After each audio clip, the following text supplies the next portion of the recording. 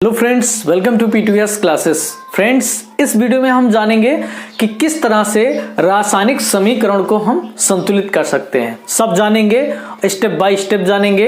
इस वीडियो के बाद आपको कोई दूसरा वीडियो देखने की जरूरत नहीं है, क्योंकि इसमें हम सभी बताएंगे कि किस तरह से रासायनिक समीकरण को हम आसानी से संतुलित कर सकते हैं। तो चलिए फ्रेंड्स, हम देखेंगे कक्षा 10 चैप्टर फर्स्ट का अभ्यास का प्रश्न क्वेश्चन नंबर 6 से देखेंगे। क्वेश्चन कह रहा है निम्न रासायनिक समीकरण को संतुलित कीजिए। जो रासायनिक समीकरण है इसे हम किस तरह से संतुलित कर सकते हैं। बहुत सिंपल है। तो हमारा प्रश्न पहला देखेंगे, लिखा है HNO3 plus Ca bracket OH का square arrow Ca bracket NO3 का स्क्वायर प्लस H2O। तो इसको हमें संतुलित करना है। बहुत सिंपल है, लेकिन इसके लिए हमें क्या करना होगा, एक टेबलेशन। हमने आपको प्रीवियस वीडियो में बताया था कि टेबल के माध्यम से आसानी से हम कोई भी रासायनिक समीकरण है उसे आसानी से हम क्या कर सकते हैं, संतुलित कर सकते हैं।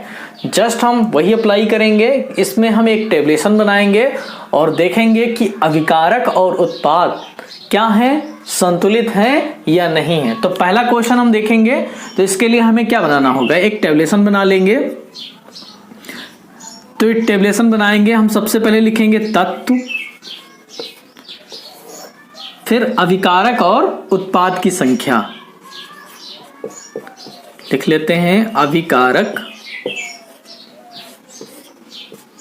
या अभिकारकों की संख्या। फ्रेंड्स, हम देखते चलेंगे और सारे जितने क्वेश्चन हैं सब इन्हीं के आंकड़ों पर लगेंगे। तो ये हम ध्यानपूर्वक इनको देखेंगे। और उत्पादों की संख्या। तो अब हम देखेंगे तत्व कौन कौन से हैं। सबसे पहले हमें देखना है कि हमारे तत्व कौन कौन से। यहां देखिए, सबसे पहले हम यहां से चालू करते हैं। यहां H है यानी हाइड्रोजन है, पहला तत्व हो गया। फिर नाइट्रोजन है, दूसरा तत्व हो गया। फिर ऑक्सीजन है। फिर देखते हैं Ca लिखा है यानी कैल्शियम है। फिर क्या है, देखिए हाइड्रोजन, ऑक्सीजन हो गया हमारा, हाइड्रोजन हो गया, और कोई तत्व हमारे नहीं है। यानी हम कह सकते 1 2 3 4। आप चाहें तो यहां क्रम संख्या भी लिख सकते हैं, क्रम संख्या लिख सकते हैं। तो 1 हो गया, 2 हो गया, 3 हो गया और 4 हो गया। तो 1 2 3 4 और कोई तत्व तो है नहीं, है ना। तो हाइड्रोजन कितना। अब हम देखेंगे अभिकारकों की संख्या। ये क्या है, हमारे अभिकारक हैं, और ये क्या हमारे उत्पाद हैं। तो इसमें देखेंगे सारे टोटल हम करेंगे। हाइड्रोजन सबसे पहला तत्व कौन सा, हाइड्रोजन है। तो इनको काउंट करेंगे, हाइड्रोजन हमारे कितने हैं। तो हाइड्रोजन 1 हो गया, और ये देखिए ब्रैकेट में है, तो हाइड्रोजन कितने हो जाएंगे, 2 हो जाएंगे। तो 1 और 2 कितना हो गया, 3 हो गया। तो अभिकारकों की संख्या में हम लिखेंगे हाइड्रोजन की संख्या कितनी है, 3 है। ये हमारा पहला स्टेप हो गया। दूसरा देखेंगे नाइट्रोजन। नाइट्रोजन काउंट करेंगे 1, और कोई नाइट्रोजन है नहीं हमारे पास। तो नाइट्रोजन यहाँ कितने लिखेंगे, तो 1 लिख देंगे। फिर ऑक्सीजन देखेंगे कितना लिखा है, 3, और ऑक्सीजन यहाँ कितना है, 2 ब्रैकेट में है। तो ये कितना हो जाएगा, 2, 3 और 2 कितना हो जाएगा, 5 लिख लिया। फिर कैल्शियम देखेंगे कितना है यहाँ पे, कैल्शियम हमारा 1 ही है, तो हम कैल्शियम को कितना लिखेंगे, 1 लिखेंगे। इतना समझ में आ गया। अब हम देखेंगे उत्पाद की संख्या में कि जो उत्पाद में कितने हैं। तो सबसे पहले कैल्शियम दिया है, तो कैल्शियम यहाँ कितना है, कैल्शियम हमारा 1 है, तो हम कैल्शियम के आगे कितना लिख देंगे, 1 लिख देंगे। फिर हमारा नाइट्रोजन दिया, ब्रैकेट में है, तो इससे गुणा हो जाएगी, तो कितना हो जाएगा, 2 हो जाएगा। तो नाइट्रोजन कितने हमारे, तो यहां हम 2 लिख देते हैं। ऑक्सीजन देखेंगे कितने हैं, 3 दूना 6। ऑक्सीजन कितना हो जाएगा यहाँ पे, 6। 1 मिनट, यहां गलत हो गया। तो यहां 6 हो गए, और ये एक ऑक्सीजन कितना हो जाएगा, 7 हो जाएगा। ठीक। और हाइड्रोजन यहां पर कितना है, 2, और तो कोई है नहीं, तो हम हाइड्रोजन को 2 लिख लेते हैं। अब हम देखेंगे कि जो अभिकारक की संख्या है और उत्पाद की संख्या दोनों क्या है, बराबर हैं या नहीं है। तो यहां पर देखिए अभिकारक में हाइड्रोजन 3 है, उत्पाद में हाइड्रोजन कितने, 2 हैं। नाइट्रोजन देखेंगे अभिकारक में 1 है, उत्पाद में कितना है, 2 है, तो ये संतुलित नहीं। ऑक्सीजन देखेंगे अभिकारक में 5 है और उत्पाद में कितने हैं हमारे, 7 हैं। कैल्शियम देखिए एक अभिकारक में है और एक उत्पाद में, तो हम कह सकते हैं ये रासायनिक समीकरण हमारा भी संतुलित नहीं है। इसके लिए हमें क्या करना होगा, इसके लिए हम क्या करेंगे, देखिए यहां हम पहले देखिए अगर हम किसी चीज या अभिकारक में अगर कोई संख्या बढ़ा रहे हैं तो अभिकारक में यहां जब यहां हम बढ़ाएंगे तो यहां भी बढ़ानी पड़ेगी। तो इनको संतुलित करने के लिए क्या करना होगा, अभिकारकों की संख्या में हम क्या करेंगे, संख्याओं को जोड़ देंगे। तो देखिए यहां कितना, यहां अगर हम 2 बढ़ा दें तो हाइड्रोजन कितना हो जाएगा, 2 और 2 4, तो यहां भी हाइड्रोजन कितना हो जाएगा, 4 हो जाएगा। तो हमें ये सोचकर संख्याओं को बढ़ाना है कि अगर हम कोई संख्या में बढ़ा रहे हैं, कोई संख्या या कोई उत्पाद में हम संख्याओं को बढ़ा रहे हैं, अभिकारक में बढ़ा रहे हैं, तो सभी के देखिए सबसे पहले हमें यह ध्यान रखना है, अगर हम कोई संख्या को बढ़ाएंगे तो यहां बढ़ाएंगे और किसी कंपाउंड में नहीं कोई संख्या लगा सकते हैं। ठीक, ये हमें याद रखना है, जब भी हम कोई संख्या बढ़ाएंगे तो संख्या कंपाउंड के बाहर ही बढ़ाएंगे। ठीक, तो देखिए अगर यहां कितना है, यहां अगर हम 2 बढ़ा दें अभिकारक में तो हाइड्रोजन कितने हो जाएंगे हमारे, 3 दूना 6 हो जाएंगे। और यहां हम उत्पाद में भी 2 बढ़ा दे तो कितना हो जाएगा, 4 हो जाएगा, है ना। लेकिन यहां पे हम क्या करेंगे, यहां पर अभी हम संख्याओं को नहीं बढ़ाएंगे। देखिए हाइड्रोजन यहां 3 है और हमें कितना उत्पाद में, अगर यहां हम 2 बढ़ा दे तो 2 दूना 4 हो जाएगा और यहां हमें 4 करने हैं, कितने करने हैं, 4 करने हैं। तो कितना बढ़ा दें यहां पे, तो इसके लिए हमें क्या करना होगा, सबसे पहले कंपाउंड में हम 2 की गुणा करके देखते हैं। तो हाइड्रोजन कितना हो जाएगा हमारा, अब हम टोटल कर लेते हैं। हाइड्रोजन कितना हो जाएगा, 2 हो जाएगा। नाइट्रोजन कितना हो जाएगा, 2 हो जाएगा। ऑक्सीजन कितना हो जाएगा, 3 दूनी 6 हो जाएगा। तो यहां देखिए 2 हाइड्रोजन हो गए और 2 4 हो गए। तो हाइड्रोजन यहाँ 2 + 2 देखेंगे कितने हो जाएंगे, 4। तो नाइट्रोजन कितने हो जाएंगे, ये भी 2 हो जाएगा। नाइट्रोजन कितना हो जाएगा, 2 हो जाएगा। ऑक्सीजन कितना, 3 दूनी 6 हो जाएगा। कितना हो जाएगा, 6।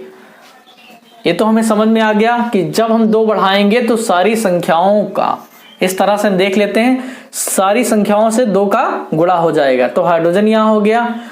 उत्पाद में भी अगर हम 2, देखिए हाइड्रोजन यहां कितना है, हाइड्रोजन 2 2 4 हो गए। तो हाइड्रोजन यहां कितना बचेगा, यहां तो 2 ही है, तो इनको भी 4 करना होगा। तो 2 से गुणा कर दिए तो 2 दूनी 4, यानी हाइड्रोजन हमारा क्या हो गया, यहां पर संतुलित हो गया। नाइट्रोजन देखेंगे, यहां उत्पाद में देखेंगे तो नाइट्रोजन कितना है, 2 है।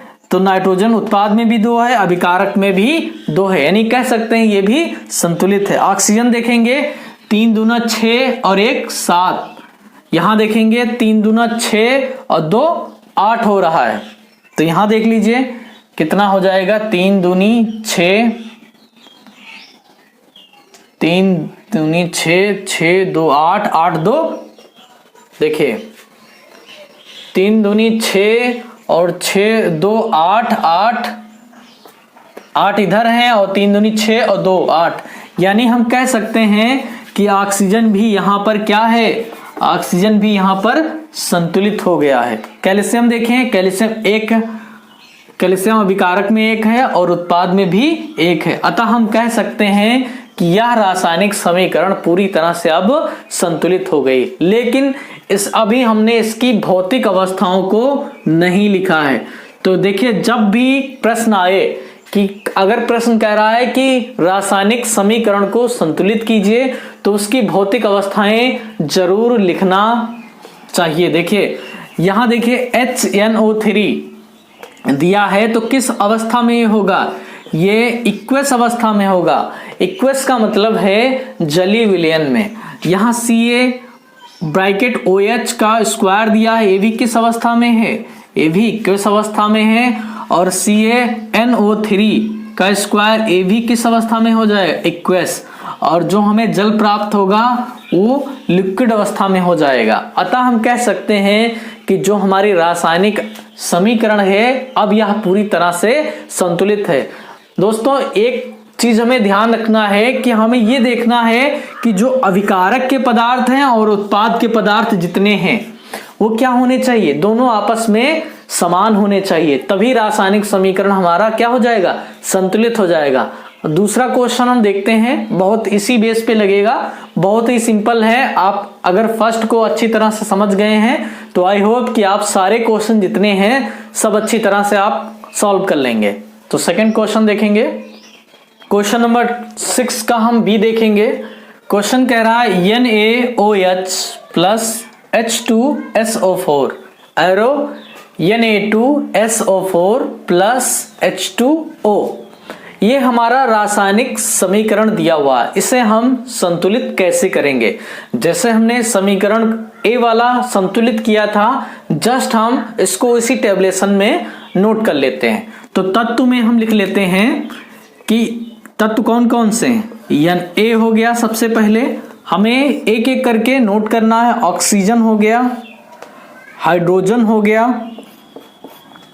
फिर क्या हाइड्रोजन हमने नोट कर लिया, सल्फर हो गया और ऑक्सीजन भी नोट कर लिया। और कोई तत्व है हमारा अलग, तो हमारा और अलग कोई तत्व नहीं है। तो हम सबसे पहले देखेंगे अभिकारक की संख्या। तो ये हमारे क्या अभिकारक हैं। तीर के जो पीछे वाला भाग होता है क्या कहलाता है, अभिकारक कहलाता है। और तीर के जो आगे वाले भाग को क्या कहते हैं, उत्पाद कहते हैं। इतना हमें पता हो गया। तो अब हमें क्या करना है, अभिकारकों की संख्या कह रहा है। क्या कह रहा है, अभिकारकों की संख्या। तो क्या है अभिकारकों की संख्या, यहां देखिए Na कितना है, Na हमारा 1 है, तो और दूसरा है नहीं है, तो हमें 1 नोट कर लेना है। ऑक्सीजन कितना है, 1 है, और यहां कितना है, 4 है, तो 4 और 1 कितना हो जाएगा, 5 हो जाएगा। हाइड्रोजन कितना, 1 है, और यहाँ हाइड्रोजन कितना है, 2 और 1 कितना हो जाएगा, 3 हो जाएगा, 3 नोट कर लिए। सल्फर कितना है हमारा, 1, तो सल्फर हम क्या कर लेंगे, 1 नोट कर लेंगे। और हमारा अभिकारक में कोई तत्व बचा नहीं ना, तो हम उत्पाद की संख्याओं को नोट करेंगे। तो हमें ये देखना है कि उत्पाद में Na कितना है, 2 है, तो हम और कोई है नहीं है, तो हम इन्हें 2 नोट कर लेंगे। और उसके बाद ऑक्सीजन है, यानी 4 हो गया और 1 5, तो 5 नोट कर लेंगे। हाइड्रोजन कितना है यहाँ पे, 2, तो हम इन्हें हाइड्रोजन को 2 नोट कर लिए। सल्फर कितना है, 1, तो 1 नोट कर लिया। फ्रेंड्स एक आपको शॉर्ट ट्रिक बताता हूं, अगर आपको संतुलित रासायनिक समीकरण को संतुलित करना है तो सबसे पहले यह ध्यान रखना है कि हमें पहले वाले कंपाउंड में ही संख्याओं को बढ़ाना है, इसके बाद हमें अन्य संख्याओं में, अन्य कंपाउंड में संख्याओं को बढ़ाना होगा। सबसे पहले हमें इस स्टेप पे ध्यान देना है, क्योंकि यहीं से वैलेंस का प्रोसेस चालू होता है। किस तरह से, यहीं से बैलेंस होगा और यहीं से रासायनिक समीकरण संतुलित बहुत आसानी से हो जाएगा। आप वीडियो को अच्छी तरह देखते रहिए। देखिए यहां Na 1 है और यहां कितना है, 2 है, तो अभिकारक में हम 2 से अगर गुणा कर दें तो कितना हो जाएगा, तो Na हमारा 2 हो जाएगा। तो देखिए सबसे पहले हम यहां 2 से गुणा कर देते हैं। अब यहीं पर रुक जाइए, क्या करना है, यहीं पर रुक जाना है। अब हमें यह देखना है कि Na तो हमारा 2 हो गया, लेकिन इसके साथ वाले संख्याएं भी इसी के साथ काउंट होंगी। जैसे ऑक्सीजन कितना, यहाँ 1 था लेकिन अब कितना हो गया, 2 हो गया। हाइड्रोजन यहाँ 1 था लेकिन अब कितना हो गया, 2 हो गया। क्योंकि हमें ये देखना है कि ये ब्रैकेट के अंदर हैं, ना कि सिर्फ हमें Na को ही बढ़ाना होगा। नहीं, अगर हम किसी संख्याओं से इसकी गुणा या किसी संख्याओं में अगर हम परमाणु को बढ़ाते हैं तो सभी के साथ बढ़ जाएंगे। तो हमें यह ध्यान देना है कि अगर Na की संख्या 2 हम बढ़ा रहे हैं तो ऑक्सीजन भी 2 हो जाएगा, हाइड्रोजन भी 2 हो जाएगा, यह हमें ध्यान रखना है। तो Na कितना हो गया, 2, ऑक्सीजन यहां कितना हो जाएगा, 2, हाइड्रोजन कितना हो जाएगा, 2। इतना हमें समझ में आ गया। तो अब हम देख लेते हैं कि हाइड्रोजन 2 और 2 कितने हो जाएंगे, अभिकारक में 4 हो जाएंगे। तो यहां देखिए, तो यहां अब संख्याएं बदल गई ना, पहले 3 था लेकिन अब कितने हो जाएंगे, 4। तो यहां हम देखते हैं 4 हो गया। ऑक्सीजन कितना था, 1 था लेकिन अब यहां कितना हो गया, 2, और यहां 4, 4 और 2 कितना हो जाएगा, 6। कितना हो जाएगा, 6। देखिए अब यहां सल्फर एक ही है, क्योंकि यहां आगे हमने कोई संख्याओं को बढ़ाया ही नहीं, इसलिए क्या है, ये संख्या ज्यों की त्यों है। तो अब हमें देखना है कि संतुलित करना है कि यहां पर देखें नाइट्रोजन कितना हो गया, 2 और 2, यानी ये हमारा क्या है, सॉरी हमें ये देखना है कि Na कितना है, यहाँ पे 2 और Na कितना है, 2, यानी सोडियम जो हमारा है वो क्या हो गया, संतुलित हो गया। सल्फर 1 है, सल्फर 1 है अभिकारक में, 1 है उत्पाद में, यानी सल्फर हमारा क्या है, संतुलित है। ऑक्सीजन देखेंगे तो 2 और 4 2 6, यहां कितना ऑक्सीजन 4 है और यहां कितना 1 5 है। अगर हम यहां 2 से गुणा इसकी कर दें, 2 बढ़ा दें परमाणुओं को, तो हाइड्रोजन कितने हो जाएंगे, 4, और यहां हाइड्रोजन कितने हैं, 2 और 2 4, यानी कि हाइड्रोजन भी हमारा क्या हो गया, संतुलित हो गया।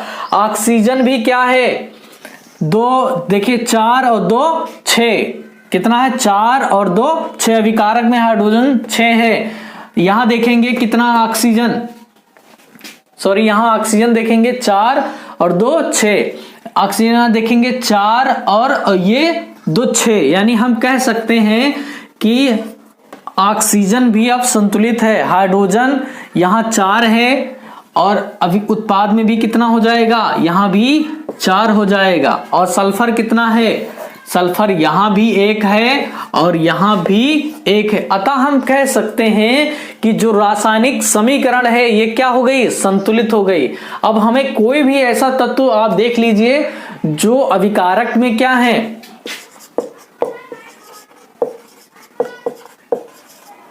अभिकारक में और उत्पाद में क्या है, सारे सभी तत्व क्या हैं, आपस में बराबर हैं। सोडियम 2 है, सोडियम 2 है, सल्फर 1, सल्फर 1, ऑक्सीजन कितने 4 हैं, यहां देखिए ऑक्सीजन कितने हैं 4, और फिर देखिए हाइड्रोजन कितने हो गए 4 और ऑक्सीजन 2, हाइड्रोजन कितने 2 2 4, देखिए 2 ये हो गए और 2 ये 4, और ऑक्सीजन कितने 6, यानी हम टोटल अगर काउंट करें तो जितने इधर के परमाणु हैं उतने इधर के, यानी हम कह सकते हैं कि यह रासायनिक समीकरण संतुलित है। लेकिन अभी हमने भौतिक अवस्थाएं इसकी नहीं लिखी हैं।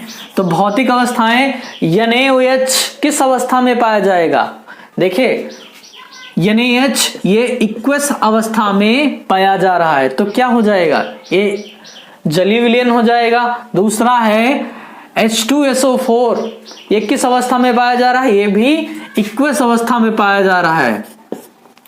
और Na2SO4 ये किस अवस्था में पाया जा रहा है, ये भी किस अवस्था में पाया जाएगा, ये भी इक्वस अवस्था में पाया जाएगा। H2SO, देखिए H2O जो जल है हमारा, यहां किस अवस्था में पाया जा रहा है, तो जल हमारा लिक्विड अवस्था में पाया जा रहा है, यानी द्रव अवस्था में।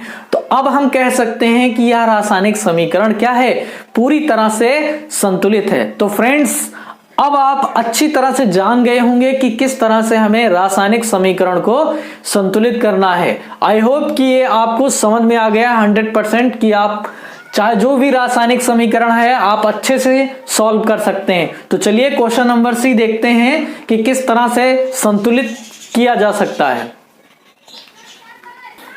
फ्रेंड्स अब हम देखेंगे क्वेश्चन नंबर C।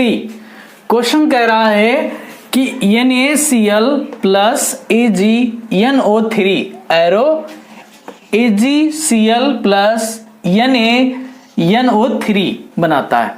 तो इसको हमें संतुलित करना है। फ्रेंड्स एक बात समझ लीजिए, जब भी इस तरह की रिएक्शन आए तो आपको सबसे पहले टेबल बनानी होगी।